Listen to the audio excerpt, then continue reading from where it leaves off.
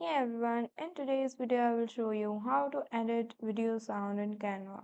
So first open your video project in Canva and then click the add audio button. Now this will open a panel where you have so many of audio options or you can also search audio. I'm selecting this one. Now we just have to adjust it by dragging the slider from left to right. If you want to remove the sound completely, just drag it the way down to mute. You can also add background music by selecting audio from the left panel. Choose a track and then drag drop onto the timeline.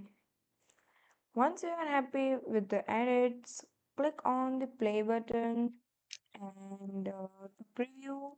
And after that, click on the share button at the top right side, and that's it. A quick and easy way to edit video sound in Canva.